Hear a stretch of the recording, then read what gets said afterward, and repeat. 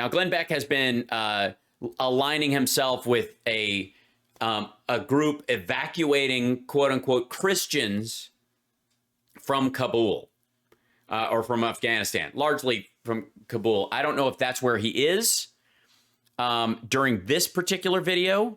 Allegedly, I saw this on Twitter earlier, that Glenn Beck was allegedly in the Middle East somewhere. He couldn't say for security purposes. Let's see. We might be able to find it. Let's see.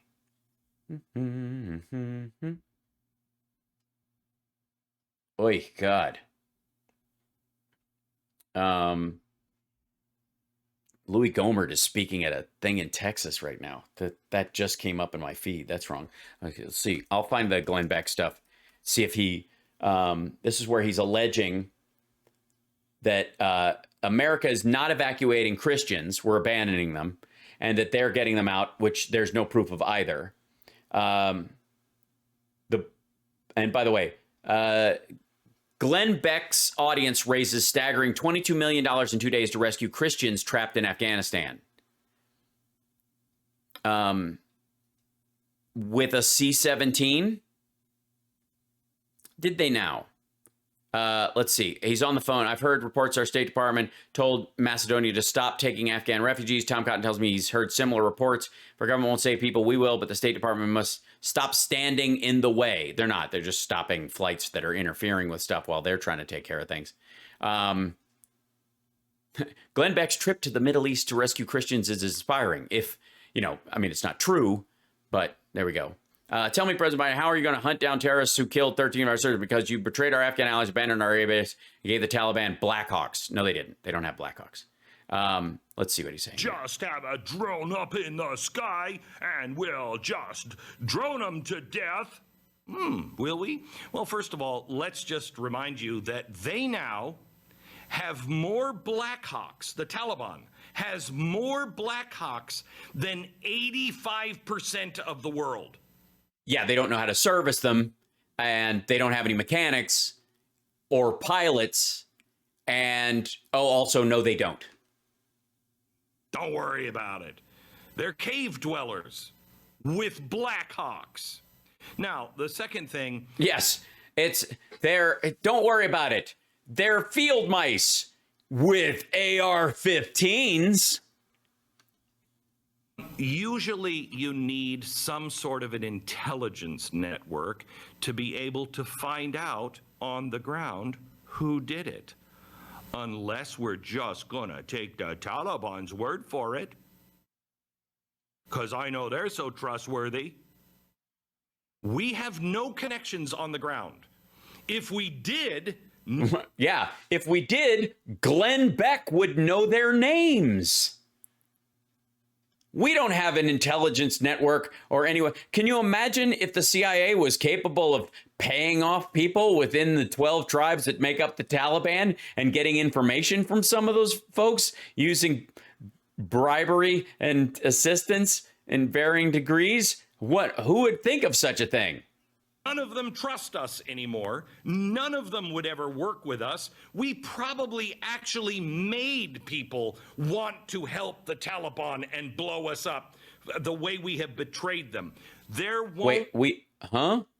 So Afghan Christians are now going to join the Taliban and help and they'll help ISIS blow us up when we're not there? Be a Middle Eastern contact for as far as the eye can see. So well, yeah, but as technically speaking, in a lot of Afghanistan, as far as the eye can see, there aren't any people. So, intelligence network are you gonna use? My question is, why are you yelling in this guy's ear? To find out who did that and where they are.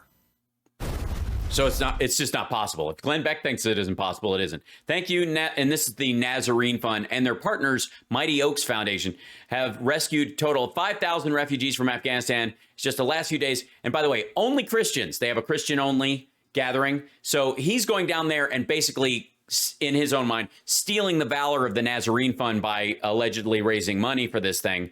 But they are only rescuing Christians from Afghanistan.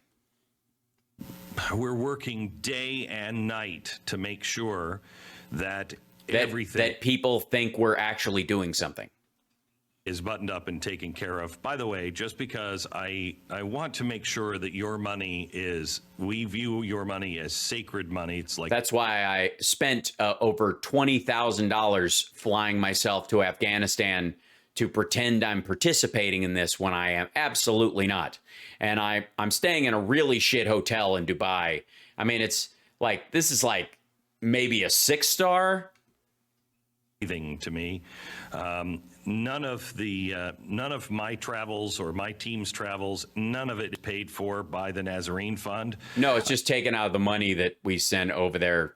You know, it was before we sent the check to the Nazarene Fund from what you sent us.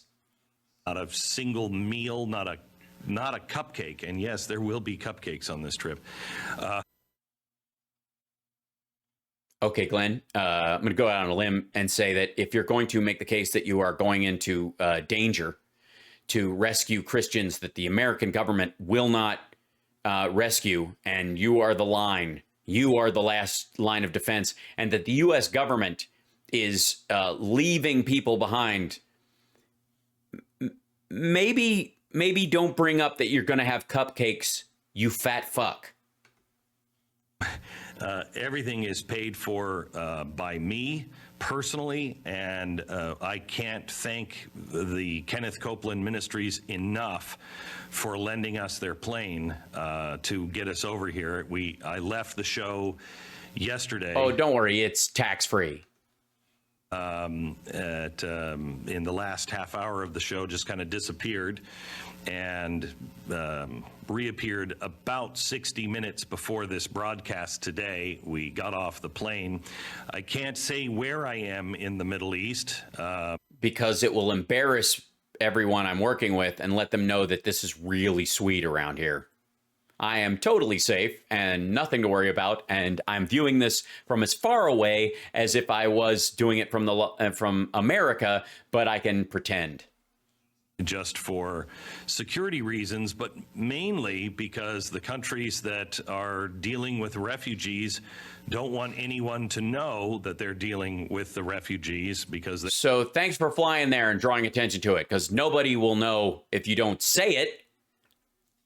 Afraid of other countries threatening violence on them. So maybe you should have stayed home. This is a really touchy situation, and there is absolutely no leadership from the United States. No, there's a lot of leadership. And if there was any leadership at Blaze, they would have told you to stay the fuck home so you don't interfere with things and draw attention to areas. Okay, Biden administration is not telling the truth about what's going on in Afghanistan. Tonight, Glenn, I join you from the Middle East. Just anywhere in the Middle East. As the Nazarene Fund's rescue mission continues. Not Glenn's rescue mission. And by the way, a Christians only rescue mission. If we find a 3-year-old that is Muslim, we're just leaving it behind. We have to. What is the truth on what's going on in Afghanistan? Well, since you're not in Afghanistan, how would you know? Are left, and will we leave anyone behind? I have the answers. Live from not Afghanistan. From the Middle East. Well, not the middle of the Middle East. Can you be a little more specific? I mean, I understand you had to pull the drapes closed because if people saw the skyline, they would know you were in Abu Dhabi at basically a resort.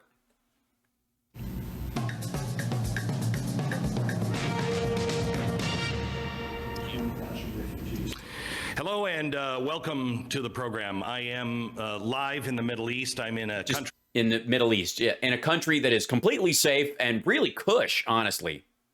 That cannot be named. I would really. It cannot be named, or you can't name it.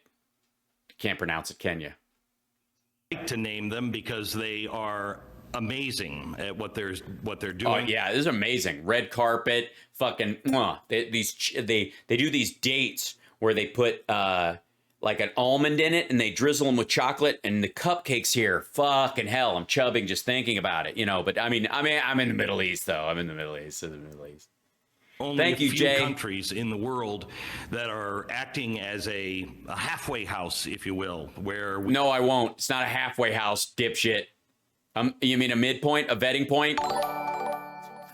Use your words, Glenn. Use your words. You're in Qatar, you dickhead. get people off of the tarmac where they are sitting in 100 to 110 degree. Well, you wouldn't really know. I mean, ask Siri. There's an Alexa in the room. Ask her.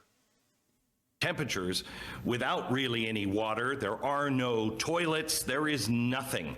By the way, just in case you're wondering, he's not talking about where he is. An absolute nightmare. And many of these people need medical care the minute they get into a safe country. We have had... What'd you get? What, you went straight for a massage when you landed? Met with IV bags for everybody because they are so dramatically dehydrated. There are a few things that I want to update you on here. Shit that you would only know if you looked at your phone, which you could look at your phone in America and not draw attention to the fact that I guess anybody who finds out where you flew to, where you bought your goddamn ticket to, or where your plane was chartered to, it's not like Middle Eastern terrorists have the ability to, I don't know, look at where flights are going.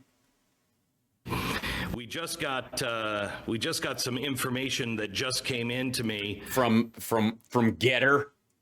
Come on, man. That it looks like we are in a completely different. Can you just pull this back up again for me? I don't know, a completely different app. A completely different scenario than we were even yesterday or this morning when I... Yeah, you're in another country. It's amazing. It's like these Arabs have a different word for everything. On radio. You're in a different situation than you were when you were on the radio. Yeah, he's a pro streamer. Jesus Christ. Hold on. There's got to be more to this. What I'm not exaggerating, telling you. When I'm saying, I'm not exaggerating by saying that the Taliban are killing Christians. The Hudson Institute's Nina Shea joins me on Blaze Friday, exclusive to show why a nonprofit civilian efforts desperately need to continue evacuation efforts in Afghanistan. The Taliban are killing Christians, and the Americans want it to happen because America is not a Judeo-Christian country anymore, and we are trying to murder Christians everywhere we can find them. By saying that they're killing Christians. One of the cases that we're trying to get out, his father and brother have already been murdered by the Taliban just in the last week or so. And he is in hiding near the airport, hoping to get out, hoping to be rescued because he will be next. And it's because he's a Christian. So he's a Christian, and he's not a SIV. He didn't help. He doesn't work with us or anybody. He didn't leave the country when things were getting bad. As you probably know, most of the Christians in Afghanistan were Muslims and are converts to Christianity. And that is considered in the Taliban's eyes to be apostasy that must be punished with death by them. So let me go out on a limb. Let's say, I don't know, some American Christians, that belong to your organization, convert to Islam and move to Kabul. But ISIS wants to kill them because they've joined the Taliban. Will you arrange a flight for them because they are former Christians that you used to hang out with? Why is it important that Christians, that we target Christians to save them? Well, it's important because really very few other countries are, number one, that are actually going out of their way to rescue them and pay for them to get out and to make it logistically possible.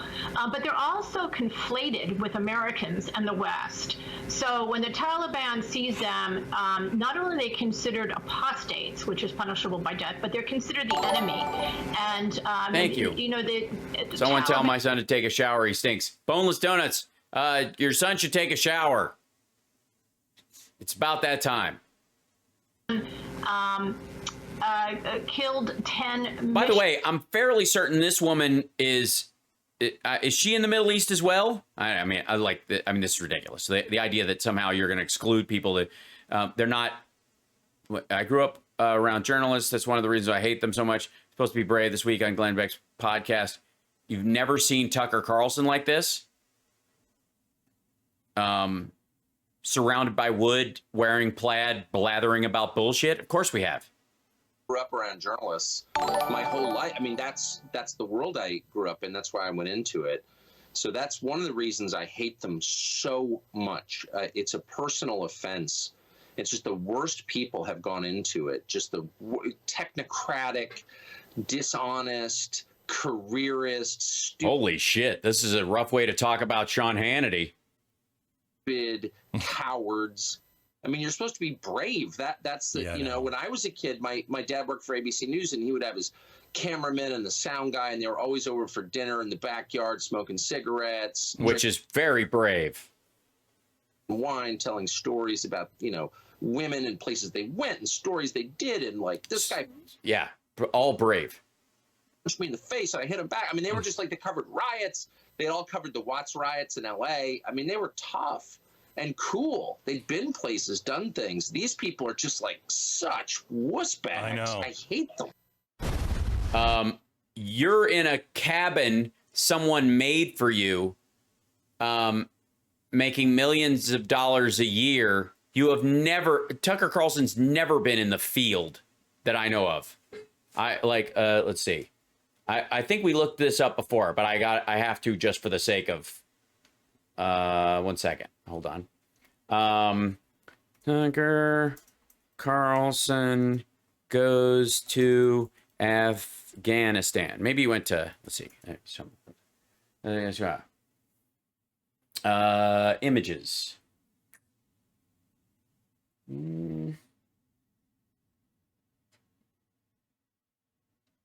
No. Maybe he went to Iraq. Maybe he went. I can't find any.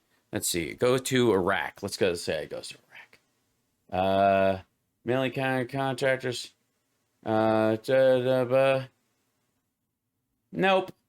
No. Yep. Nope. Didn't go either. By the way, let's see. Tucker Carlson, I'm looking stuff up, trust me. Covers riots. Here's all the pictures of Tucker Carlson covering riots. There's footage of stuff. There's a guy, he's making a gesture. There's covering the riots. His pictures of riots in the background. There's people. There you go. This is a video of him. There he is. There you go. Yeah, that's it. There he's covering Kyle Rittenhouse. So yeah. Hold on. Give me 1 second, kids. I'm going to come right back. I'll be right back. I promise. Hold on.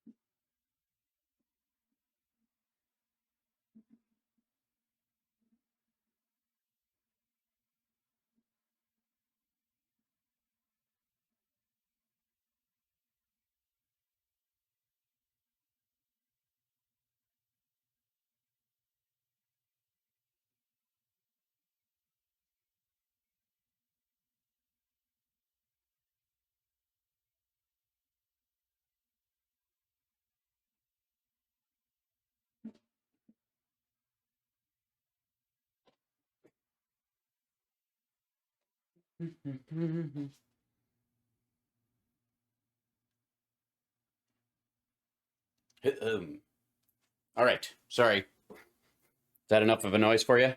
There we go.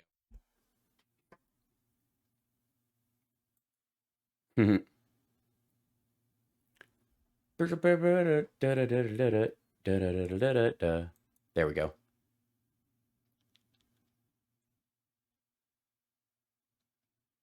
There we go. Sorry.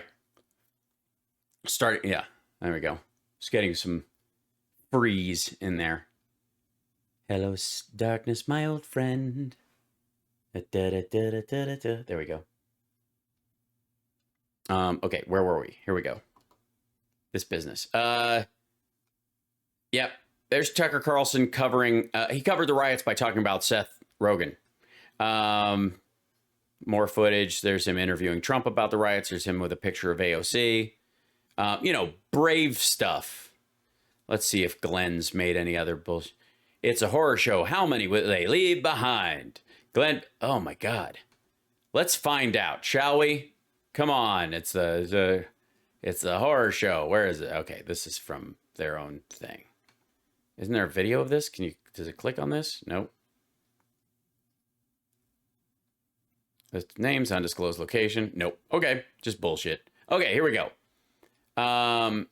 This is him. We're way past my time. I'm going really late tonight. I've been on since noon my time. 5 eggs. Least, where we have been trying all week to get Christians out of Kabul. And only Christians. Stop calling Jews. I don't even know what you guys are thinking being there in the first place. And if one more pagan blows up my DMs... I can't give you an update today. Things have been so chaotic. Because you don't know anything and you're there just as a gadfly? Last word, we had 5,100 Christians and refugees out. We're in another phase, kind of looking for a land bridge. But there are... You mean that, like the Bering Strait or something? You're hoping... I mean, at this rate with global warming, I don't see that happening within the next 10,000 years. Other people that are trapped at the airport, not on the tarmac. I think we have cleared all those. We have repositioned. Have we? Planes that have been working for the Nazarene Fund. And I have to tell you, the teamwork on the ground is absolutely phenomenal. Yeah, they're tweeting me pictures. I want to make it. Thank you, thank you, Alan Halley's in the shower now. Anything we can do now. Now we'll introduce him to deodorant. The problem will be solved. There you go, boneless donuts. That it is not just us that is doing all of this by any. What? It isn't? You mean like the Nazarene Fund and some of those other people are just doing this and you just went over there to kind of show off because you raised money for it and way more money than was necessary? $22 million. That's pretty great. In the last little bit to get Christians out. And what's it going to ultimately cost you to charter a fucking plane and get them out there? I don't think it's going to be a lot. Stretch of the imagination. We are working with so many different groups, and I will talk about that a little later on. Like the U.S. government and the British and the French? And how you can help. Who are doing security for the entire thing? But I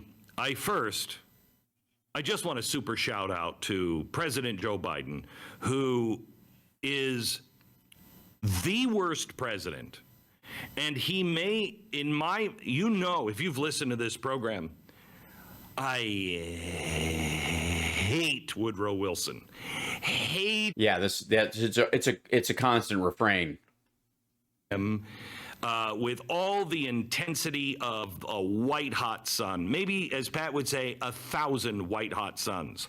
I think that Joe Biden may surpass him as the worst president of all time. Ouch, Woodrow Wilson. How's he going to live? Last night in the speech, I want to go over just a couple of things. First, let's start with his message to ISIS-K. To those who carried out this attack, as well as anyone who wishes America harm, know this: we will not forgive. We will not That's a good message. forget. We will hunt you down and make you pay. Okay. All right. Okay. Stop. I have a couple of questions. Yeah. Why didn't Trump ever say something like this? Oh, because he didn't actually get us out of Afghanistan, so it never actually came up. We'll never forgive. Great Christian message there for you. Excuse me? That's your first critique, is this lack of forgiveness towards the ISIS killers that just blew up 13 service people, wounded 15 others, and killed somewhere between 70 and 120 Afghans. And we're, huh? And he's not being sufficiently forgiving? What? Thank you, Lauren. But he wants to talk about ISIS-K, not the Taliban, because of course the Taliban, they're helping us. And they're big. Yeah, the Taliban is actually helping you by allowing people through checkpoints right now. Your people are coordinating getting people through checkpoints. Enemy is, ISIS. $2 for the super Jesus-ish hate of Glenn Beck. K. It's like Special K, but it doesn't come in a box. Wish it did. If I were president, all of them would be coming in a box. Ew. What a pervy bunch of... That's gross, Glenn. What kind of... I don't know what you're into, but that's just nasty. Kind of... Is that what you guys use at your circle jerks? Shoe boxes or something? That's interesting. Huh. We learned so much about Glenn today. ISIS-K. Yeah, it's a cupcake box. Against the Taliban, and the Taliban has been protecting us. Bull frickin' crap.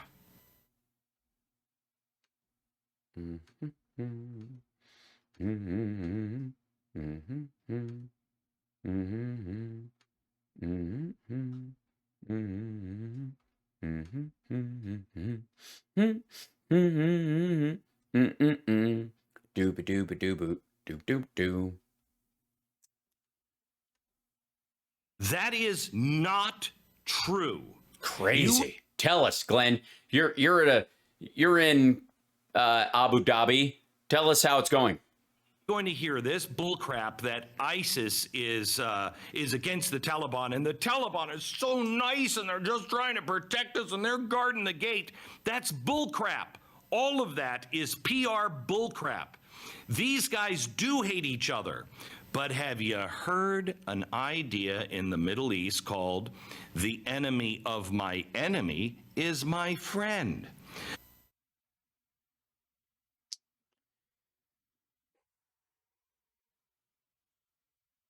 Yeah. Yeah, it's a logistical thing that the CIA and the military often gets into, and our coalition partners and stuff. Doesn't quite work with religious zealots, though. They tend to run aground on that. They just don't give a shit. They'll try to blow each other up very soon. But first, they want to kill and humiliate us. So don't even start with this was ISIS-K, because you don't know who it was. And by the way, let's say it was.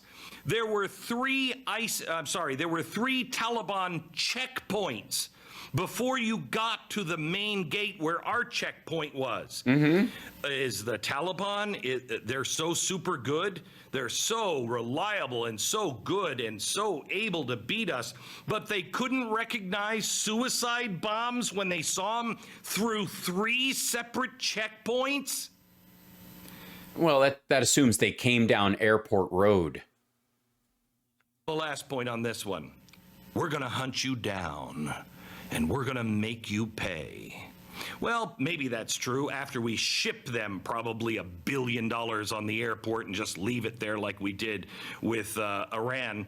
But how... So, ship them $1 billion and leave it at the airport? I mean, I understand this is Glenn Beck's fever dream that, Biden wrong, ice cream man bad, I suppose is the version of this. But the Iranian frozen funds thing, we were paying interest on that because the international community said you had to release the funds or you had to continue paying interest. So we gave it to them. They spent it. It's over. But we don't owe the Taliban money. I don't know where that is. It's adorable. It just shows that Glenn Beck doesn't understand the agreement previously or doesn't want to. I think more often that the reality is that Glenn Beck does know better. He's just a liar. Are we going to hunt them down? Joe, how are we going to do that? And this is kind of an interesting one because people are like, oh, we'll just bomb them. We'll just have a drone up in the sky and we'll just drone them to death. Will we? Well, first of all, let's just remind you that they now have more Black Hawks. The Taliban has more Black Hawks than 85% of the world. Yeah, and they can use them as outhouses. Don't worry about it. They're cave dwellers with Black Hawks. Now, the second thing, Glenn, how long would it take you to learn how to fly a helicopter into battle? I don't mean just kind of hover it up and set it back down. I mean, use it in a military fashion or even as a transport. How long? How long would it take you, Glenn? Now, imagine the helicopter that you're learning in sits unserviced on a tarmac in 122-degree heat. Day after day after day. Without any extra parts, anything breaks, it's fucked, and you still got to fly it. Start reading the manual, Glenn. It's your turn. usually you need some sort of an intelligence network to be able to find out on the ground who did it. Unless we're just gonna take the Taliban's word for it, because I know they're so trustworthy. We have no connections on the ground. If we did, none of them trust us anymore. Well, no, they left. We took a lot of people out of there. Mm-hmm.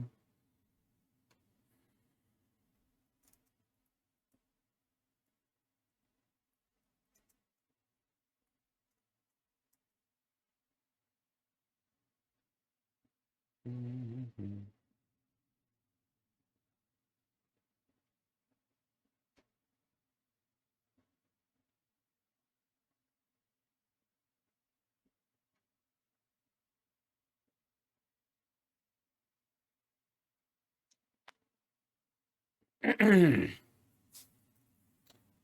Shall we? We shall. Under Trump, national security officials battled over the ISIS-K threat. Now, Biden brought up ISIS-K. Why didn't Trump? Let's see. Get this out of here. 3 years ago, Christopher Miller, then the top counterterrorism official at the White House National Security Council, recalled a strange report that ISIS-K was planning an attack outside of Afghanistan and Pakistan. The report caused a great deal of consternation within the the senior U.S. government counterterrorism circles. He recalled in an interview this week with Yahoo News, a meeting which Miller hosted devolved into this absolute throwdown between counterterrorism experts from the National Security Agency who were skeptical of the group's capabilities and analysts from the CIA, the Defense Intelligence Agency, and the National Counterterrorism Center. This is the guy. Some differences in analysis were due to good faith disagreements on the nature of ISIS-K threat, the ISIS-K threat, recalled Miller, who went on to serve as President Donald Trump's acting Pentagon chief after the 2020 election. But Miller alleges that others within the intelligence community played up the group's capabilities so as not to lose funding, which was increasingly being diverted to preparing for a potential conflict with Russia and China during Trump. I felt that they had heightened the threat because of bureaucratic turf wars, recalled Miller. Apparently not. Once an obscure threat, ISIS-K rose to prominence on Thursday when its suicide bombers and gunmen attacked crowds outside the Kabul airport who were trying to be evacuated ahead of the impending U.S. withdrawal. 13 U.S. service members and dozens of Afghans were killed. President Biden has vowed retaliatory strikes against the terrorist group, saying, "We will hunt you down and make you pay." In spite of this week's dramatic attack in Afghanistan, Miller contends the U.S. intelligence community repeatedly overhyped the ability of ISIS-K to launch external attacks against the U.S., which, I mean, I don't know that they can, but they could if they were able to grow, I think is their concern. Beyond Afghanistan and Pakistan, I mean, we're going by what he's saying. Intelligence reporting on the group was harrowing and alarmist, he recalled. By the end of the Trump administration, ISIS-K was an absolute laughingstock shell of an organization. Pathetic, eviscerated, said Miller. Now, if you listen to the intelligence community and the counterterrorism community, they will never say that. All they'll say is, no, it's a viable threat to the United States and has to be watched. Yeah, I got all that. But at the end of the day, ISIS-K was starving out there. Well, apparently not. However, the group, an Islamic State affiliate based in Pakistan and Afghanistan, whose membership is drawn largely from former Taliban members from both countries, maintain the ability to conduct a major attack within Afghanistan cities every few months, says Miller. ISIS-K's transition from a rural insurgency, often battling the less radical Taliban, to an urban terror force was itself based on the fact that their combat power was so attrited.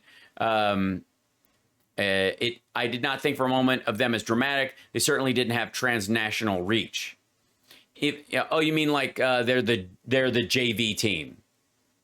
Even if ISIS-K had aspirations to attack the United States, this did not translate into the capability to do so, something even the Biden White House appears to be emphasizing. Yeah, nobody thinks that.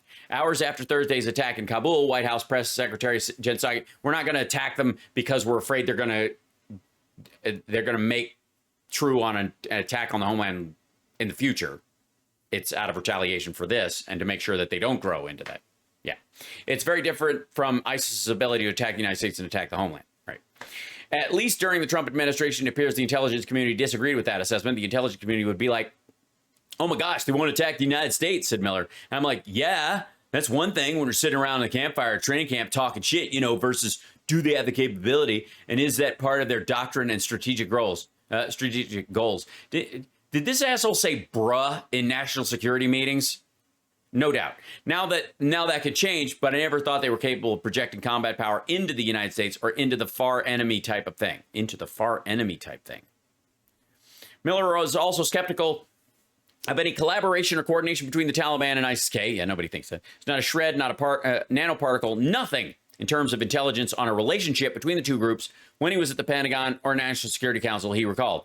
I don't see any scenario where the Taliban and ISIS-K were going to join forces, but that was always the worst case scenario that the intelligence community gave, and therefore with terrorism, we were always going with the worst case scenario. I just didn't see them in alignment. I saw ISIS-K was a threat to the Taliban, and I think that still exists.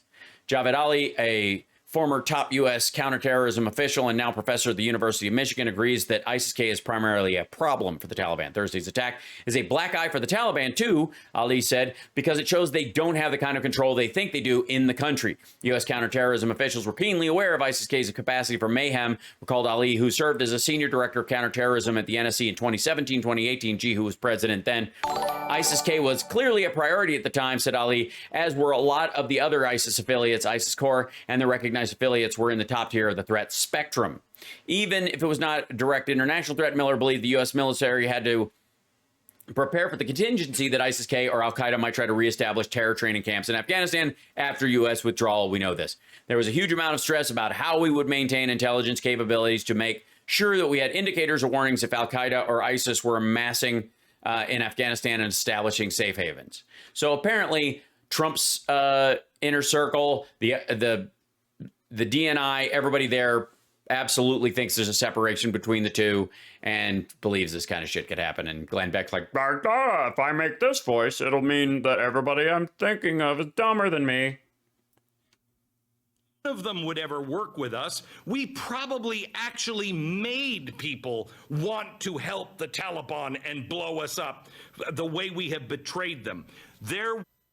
Again, I don't know what the root of that idea is. Betrayed them? You mean not removing people that we're not responsible for and only focusing on people that helped us against the Taliban? So Christians who were in danger of having their heads cut off by the Taliban, according to Glenn Beck, were this close to joining the Taliban and killing Americans because we weren't helping them escape as Christians, or that the Nazarene Fund was going to leave them behind, which I think is closer to the truth.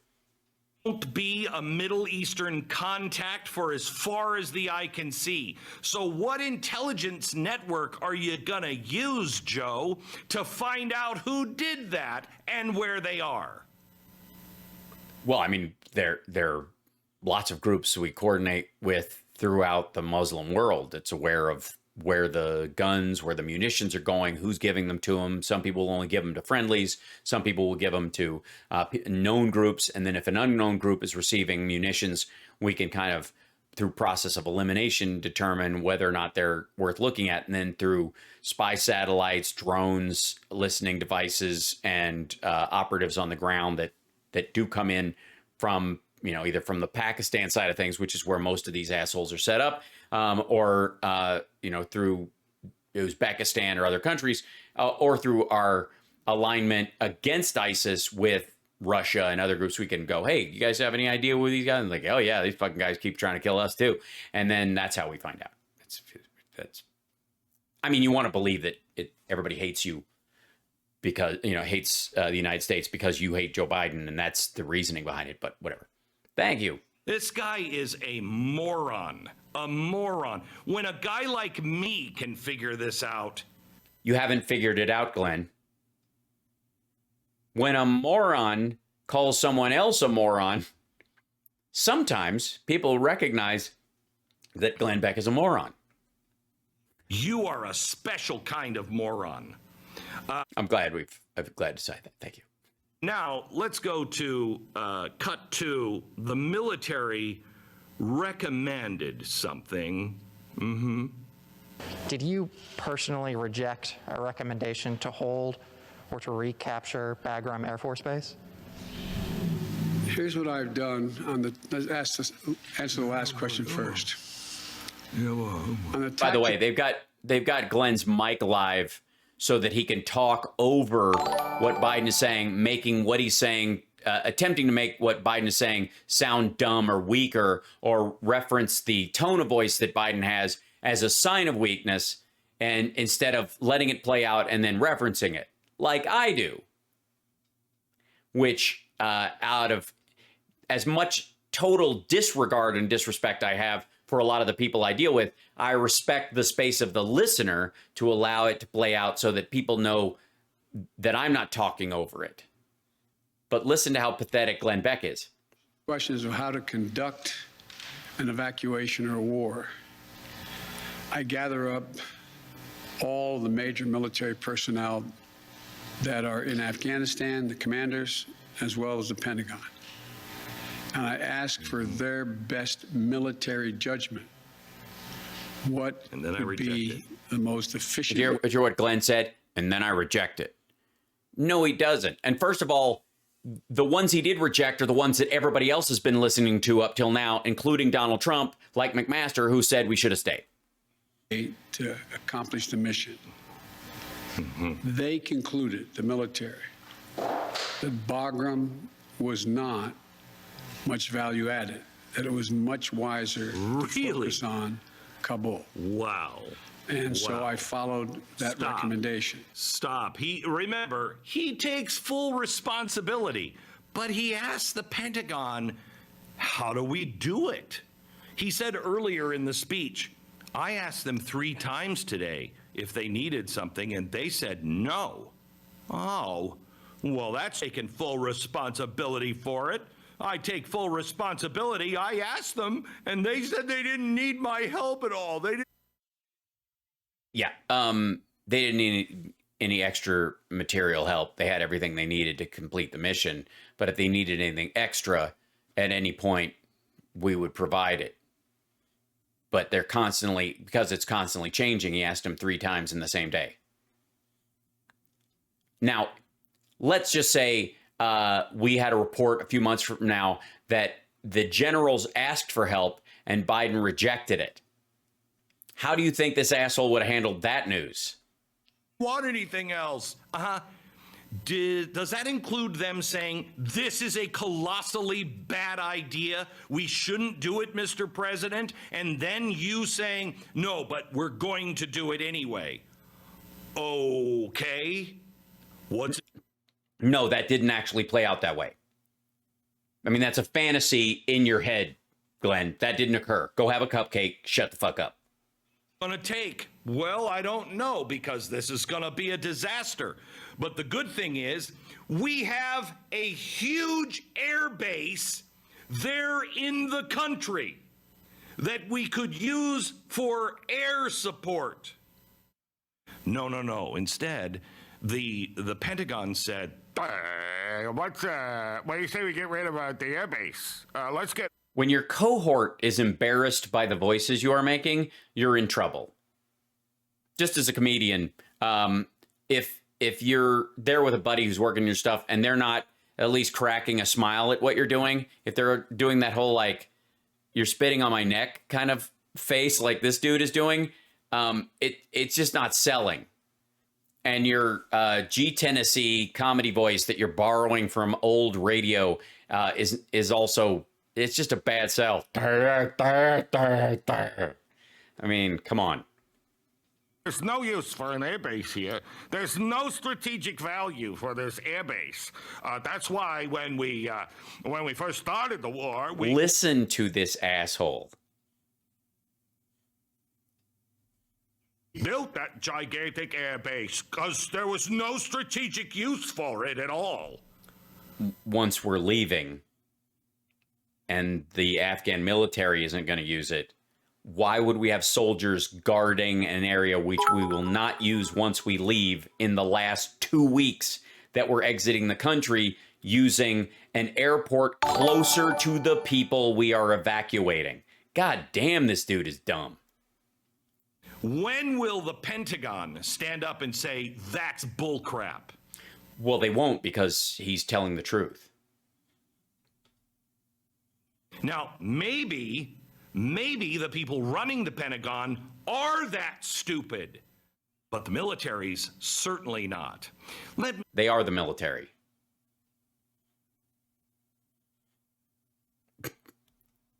Ask a Marine friend of mine, Jason Buttrill, who is here with me in the Middle East.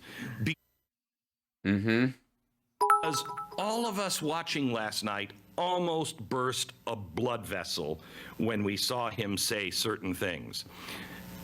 Your thoughts, Jason, on the president just heeding the advice of the generals and the Pentagon and saying, yeah, there's no strategic use for us to have that airbase.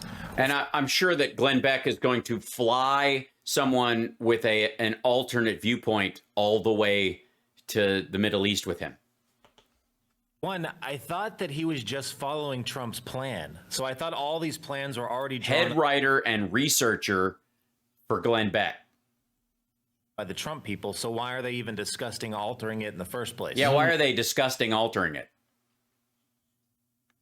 Well, because there was no plan for the evacuation of people. There was a plan to leave, and there was an agreement with the Taliban, but there was no material basis for that removal. There was no strategy.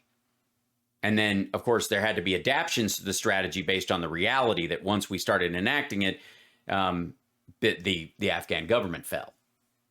But you wouldn't know that because you're in a 7-star hotel in Dubai. That's for one, so this is a total shock to me for that. Two, there's no... That's, by the way, supposed to be verbal irony. Just so you know. It's supposed to be like loosely knit sarcasm. There's just absolutely no way the military would have said, hey, let's just abandon Bagram Air Base before we finish the full evacuation. Why would anyone in their right mind do that? You don't take because you're not flying anyone that you're the last people, the civilians, you're taking them out through the Kabul airport because it's an hour and 20 minutes from the embassy to Bagram. Assets off the table. Yeah. You just to cover your own ass. You're like, no, let's just leave that alone. Well, we need the resources. We're bringing them down. We're not just going to have soldiers an hour and a half away guarding property we have no intention of keeping for a government and a military that no longer exists when we have an active situation that needs security at the airport. Imagine, if you would, if we were holding Bagram and no one was flying out of it because it was too fucking dangerous and the bomb had gone off. What were they doing? They had all these guys nearby. They could have brought them in. They were an hour away, and they made them sit over there on the fucking sand doing nothing. those guys out last. Just to cover your own ass, you do that. Right. And what do you mean cover your ass? They're getting more people out than you ever thought possible. We're talking about 150,000 evacuated by next Tuesday, including all the gear there. Then we're going to bomb all these places where the shit belongs after all of our people are out. But not before. So why the fuck would you strand soldiers at Bagram just to cover your ass? just for like geographical reference, Bagram Air Base is right above Kabul. Is it right above it? It's within striking distance of Kabul. So that's a good term. Striking distance. Great. If you are going to, let's say, ferry troops back and forth, if you need to put troops, let's say by some wild, stretch of the imagination that you botched the withdrawal and, the Taliban rolled into Kabul last minute and no one thought that, oh, that did happen. Okay. Well, then no worries. Because again, that was another attempt at verbal irony, just in case you're wondering. It's sarcasm. It's what idiots have instead of a sense of humor. Have Bagram Air Base there because you can pull in additional assets to secure the area. Why wouldn't you just have those additional assets at the airport? And why would you insist on having assets out in the city when the Taliban are allowing your people to get through, and running around with guns out would actually heighten tensions and result in more people dying? But no, please strategize. This is the kind of strategy that the head writer and researcher of Glenn Beck's show and the host itself end up in a cush hotel in the Middle East somewhere pretending they're in Afghanistan. With the drapes pulled the entire show so you don't get to see the skyline and know that they're bullshitting you. They abandoned Bagram Air Base. So none of this from a military strategic, perspective makes any sense whatsoever. It makes complete sense. And both of you are out of your fucking minds. And no one knows why you're bothering to defend this. This is a really weird point that you seem to need to make that is just idiotic. I don't understand why in a dangerous situation where we're trying to evacuate people, the military would choose a place that was a quarter mile away that they could secure and had multiple gates in case one was harmed, instead of choosing a military base an hour and a half away that only has one road leading to it, that if it was blown up would stop everything. But because, strategy. So what does that tell you? It was all political. It tells me that both of you guys are political and that you're both morons. That this is two lonely guys in an Abu Dhabi hotel who can't figure out how a bidet works, and they're both farting the room up.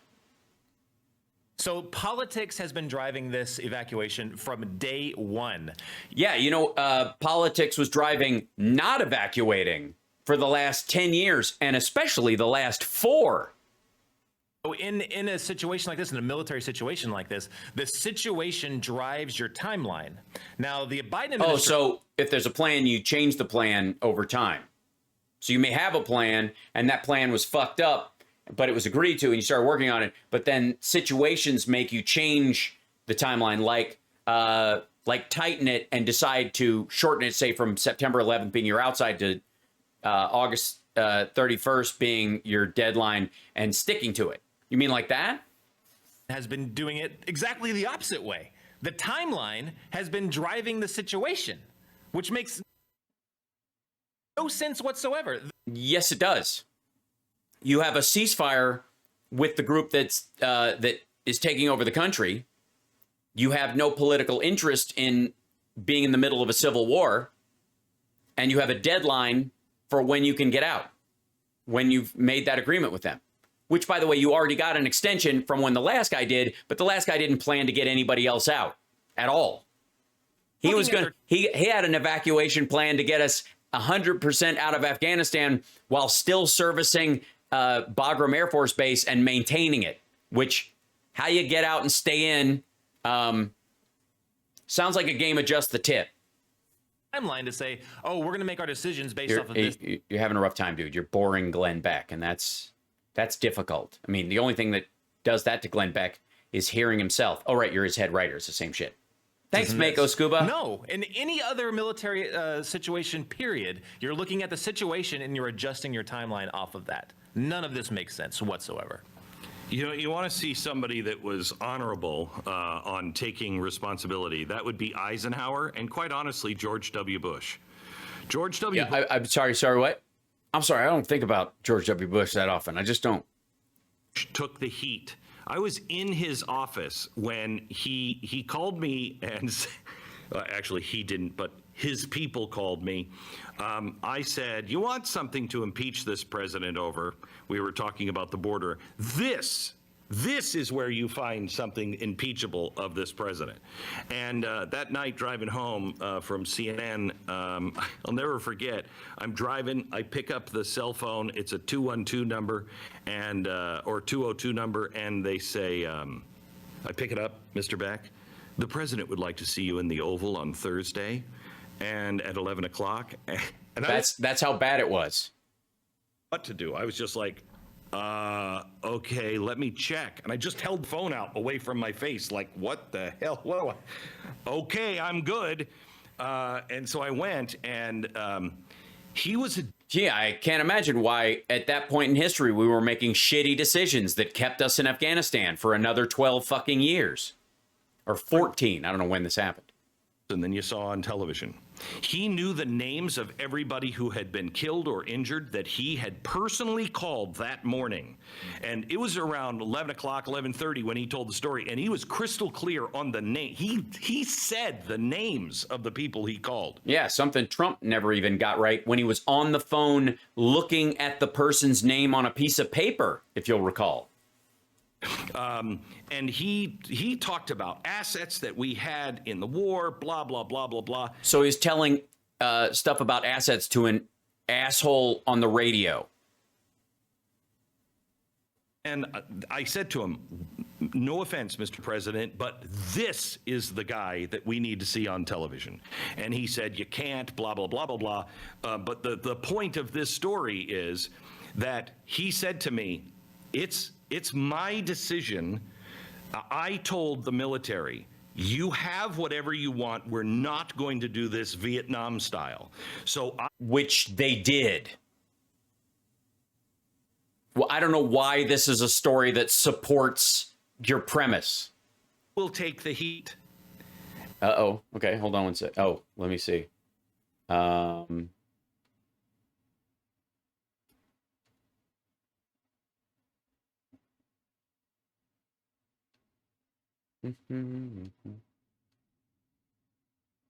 know that that's in there. Hold on one second. There was one. Nope.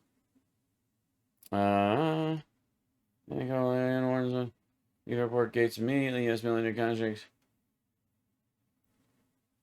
There you go. U.S. military conducts airstrikes against ISIS-K planner. The U.S. has conducted an airstrike against the ISIS-K planner. Central Command spokesperson Bill Urban said in a statement, Captain Bill Urban, U.S. military forces conducted an over-the-horizon counterterrorism operation, that's a long-range missile, today against an ISIS-K planner, or I suppose airplanes or helicopters going in and then flying back. The unmanned airstrike, oh, there you go, drone. Unmanned airstrike occurred in the Nangarhar province in Afghanistan. Initial indications are that we killed the target. We know of no civilian casualties, the statement said.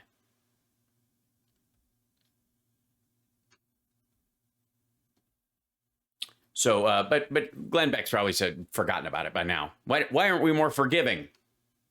And they said to me, fine, just please don't make the death toll numbers coming from the White House all the time, because that's what killed us last time. And he said, fine, I won't. And he said, there are so many times that I want to tell the American people good news, but I can't. And I know I'm going to look bad, maybe for the next 50 years, but I'm going to take the responsibility because I made that promise. That's taking responsibility. This guy is, no, I told them what I wanted to do, and then they did it, and look how it's turning out, which, by the way, in the same breath, I'm going to say is fantastic. And I should be praised for how it's turned out. It's just the military, Donald Trump, and anybody else's fault, not mine. Jesus Christ, was that a rough shot? Look at this. As Biden sold out American safety to appease Taliban terrorists, Biden siding with our enemies. Biden can't just move on from this catastrophic Afghanistan something. You can't escape this, Joe. These are the videos that Glenn is playing, by the way. Yeah, so breaking news. U.S. military conducts airstrike against ISIS-K planner. I know Glenn and everybody will be very upset that ultimately they did not. Let's see if I can jump over here. Glenn and everybody involved will be very upset that that Biden didn't just open up a new front in the war on terror in Afghanistan, put more boots on the ground, and re-seize the Air Force bases that we have and place tens of thousands of soldiers there to fight back against the Taliban so that Glenn Beck can continue to make millions of dollars pretending to remove Christians from the country when the Nazarene Fund is chartering flights for people, none of which, by the way, are coming to the United States. Look, just because you're a Christian, you don't get to come to America. You out of your mind?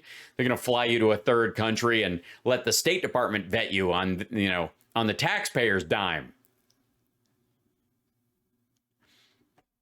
So, yay, your internet made it the whole show. It's incredible. We're at the tail end of this. Man, it's been a long stretch because I did Joe and Esposito show, and then I had to do this whole show, and which I love, and it's lovely to be with you and be able to speak freely. And then tomorrow I have the radio show at 9 to 11 Pacific time, 11 to 1 Central time. If you want to join me for the House Sparks radio program, mega worldwide. Thanks to everybody for the support and Mako Scuba. Thanks for gifting the subs on Twitch. That was really lovely. And thank you, Tony from Ireland, for the same, and Shadow and Norman. Bless you guys for those. That's really great. We have 723 patrons now. That's amazing. And don't forget, patrons, when I'm back to doing live shows, you guys get to come and bring a guest for free. So that's one of the payoffs of doing it. If you've been a patron for a year at even the lowest level, that pays for itself in one night. Just saying.